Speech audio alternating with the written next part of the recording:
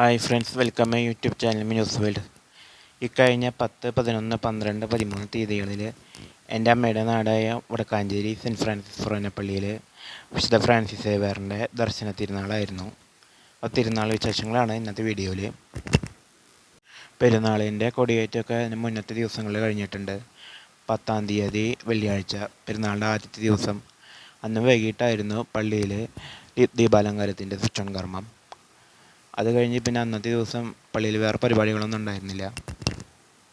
പിന്നെ പിറ്റേന്ന് 11-ാം തീയതി ശനിയാഴ്ച അന്ന് വൈകിട്ടായിരുന്നു പള്ളിയിൽ കൂടുതുറക്കൽ ചടങ്ങ്.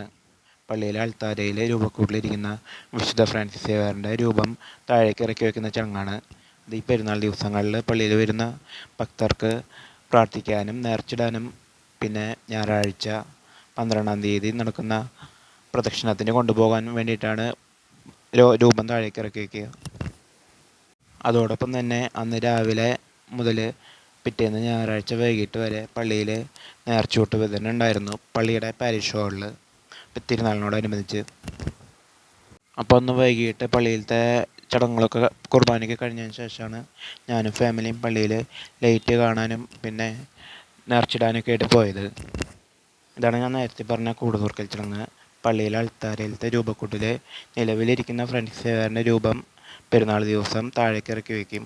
പകരം മറ്റൊരു ഫ്രാൻസിസ് സേവ്യറിൻ്റെ രൂപം ആ രൂപക്കൂട്ടിലേക്ക് കയറ്റി വയ്ക്കും. ഒക്ടോബർ, ഡിസംബർ, ജനുവരി ഈ 3 മാസങ്ങളിലാണ് ഞങ്ങൾക്ക് പെരുന്നാളുണ്ടായിരിക്കുക. അതിൽ ഒക്ടോബർ പെരുന്നാൾ പ്രധാനമായിട്ടും പള്ളിയിലായിരിക്കും ആഘോഷം. അതുപോലെ ജനുവരി പെരുന്നാൾ വീടുകളിലും. ഞങ്ങൾക്ക് ഇത്തവണ ആഘോഷങ്ങളൊന്നുമില്ല. അതിപ്പോൾ പെരുന്നാളായാലും ക്രിസ്മസ് ആയാലും ഓണായാലും ഒക്കെ. കാരണം അമ്മ മരിച്ചിട്ട് ഈ ഒക്ടോബർ 26-ാം തീയതിക്ക് 5 മാസം ആകുന്നുള്ളൂ.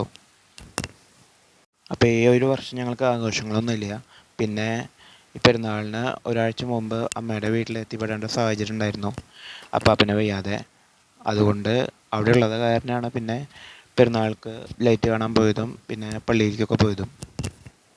പെരുന്നാളിൻ്റെ അന്ന് ശനിയാഴ്ച രാത്രി പള്ളിയിലേക്ക് വിശുദ്ധ ഫ്രാൻസിസ് സേവ്യറിൻ്റെ കിരീട എഴുന്നള്ളിപ്പുണ്ടായിരുന്നു, ബാൻഡിൻ്റെയും തേരിൻ്റെയും ഒക്കെ അകമ്പടിയോടെ.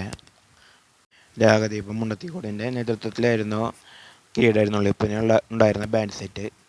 അത് കഴിഞ്ഞ് കിരീടം പള്ളിയിലേക്ക് കയറിയ ശേഷം രാഗദീപത്തിൻ്റെ പ്രോഗ്രാമും പള്ളിയിലുണ്ടായിരുന്നു. പിറ്റേന്ന് ഞായറാഴ്ച വൈകിട്ടായിരുന്നു തിരുനാൾ പ്രദക്ഷിണം. ജപമാല പ്രദക്ഷിണമായിരുന്നു. ഒക്ടോബർ പെരുന്നാൾക്ക് പൊതുവെ ജപമാല പ്രദക്ഷിണമായിരിക്കും ഉണ്ടായിരിക്കുക. ജനുവരി പെരുന്നാൾക്കാണ് ബാൻഡ് സെറ്റോ അല്ലെങ്കിൽ ചെണ്ടമേളമൊക്കെ ആയിട്ടുള്ള ആഘോഷമായിട്ടുള്ള പ്രദക്ഷിണം.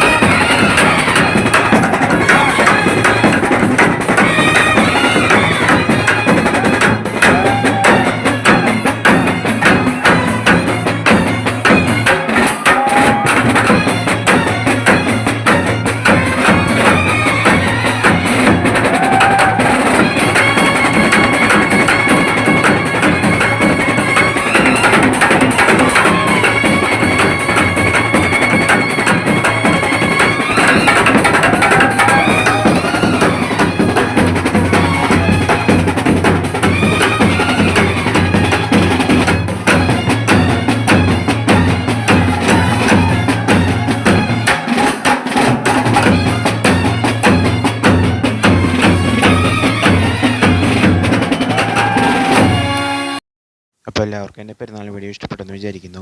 എൻ്റെ വീഡിയോസ് ഇഷ്ടപ്പെടുന്നുണ്ടെങ്കിൽ ചാനൽ സബ്സ്ക്രൈബ് ചെയ്ത് സപ്പോർട്ട് ചെയ്യുക. Thank you.